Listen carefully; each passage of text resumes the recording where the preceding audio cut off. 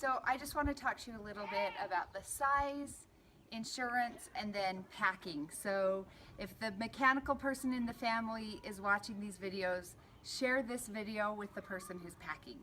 So first of all, the size. Whenever you call an RV park, they're going to want to know how long your vehicle is, and this is a 30-foot Class A. So that's going to be the most important thing when you're booking, 30 foot.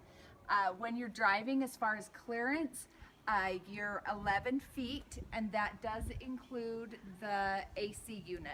As far as width, it's 12 feet wide, counting the mirrors. The mirrors are about a foot each, but you're not going to be able to fit through something less than 12 feet.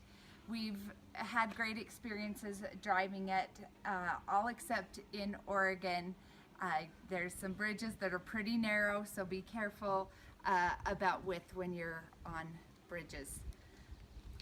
Insurance is everyone's big question. So with the insurance, basically we have a renter's insurance that will cover any damage that's caused by the renters with $1,000 deductible.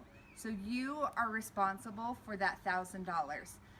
If you back into something, then you're paying the deductible. If the window gets a crack in it, you're responsible for the deductible. Anything that wouldn't happen if it were at home, parked, you're responsible. But if it's mechanical, we're responsible. So engine, transmission, tires. This has brand new tires, so we're hoping, not to see any of those kinds of problems. But if it's mechanical, it's our responsibility to get you back on the road as quick as we can.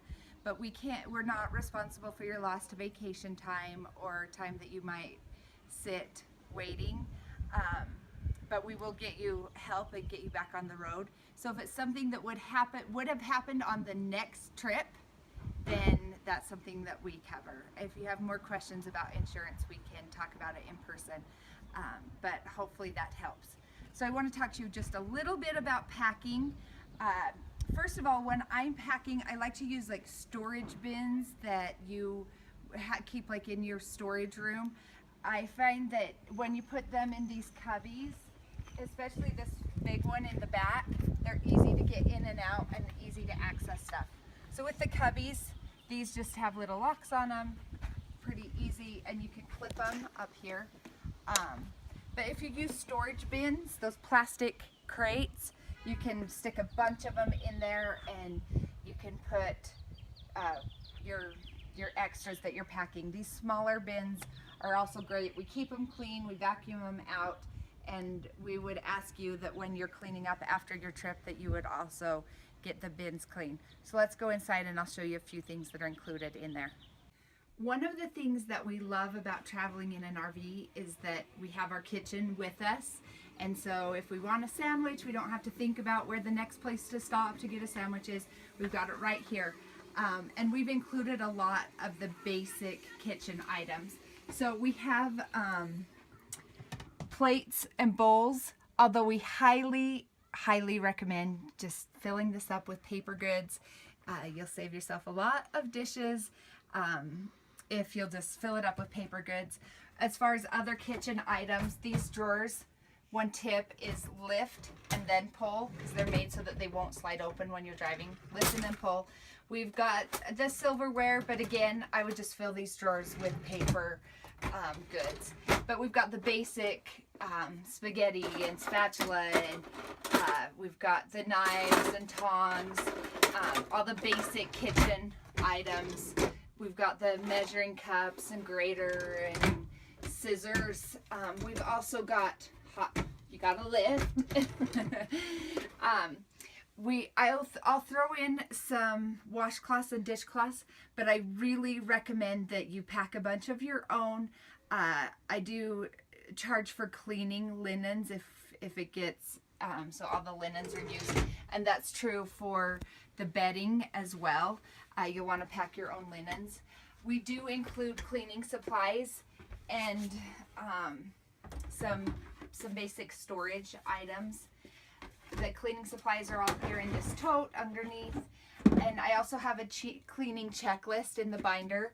So we are happy to clean for you for a $50 fee. And a lot of people are like, oh, totally worth it not to clean after. But for some people, the preference is just to clean it together, kind of finish up your trip. So there's some cleaning supplies, and make sure to reference the cleaning checklist. We've also got like some bigger pots and pans under here. So you should be set on like the basic kitchen cooking needs. We have this set of drawers that is kind of equivalent to the junk drawers at home, with miscellaneous screws and tablecloths and some clips, chip clips and twisty ties and other just random items. I will include some plastic, some Ziplocs. I really like to put leftovers in Ziplocs, and they fit easily in the fridge, and we try to keep those stocked. I love to clean with wet wipes or with disinfectant wipes, and you can just wipe everything down really quick and easy. Will include like your basic tools. Josh showed you where the toolbox is underneath, but for leveling you'll need the screwdriver, and then we've got a small vacuum to help get the nooks and crannies. So if you go to RV Cache, spelled as in Cache Valley, CACHE, rvcache.com, you can look up, I've written some articles about prepping food for families, and I've also written about what to pack and a checklist for packing. So if that's helpful to you, you can go there and check out those blog entries.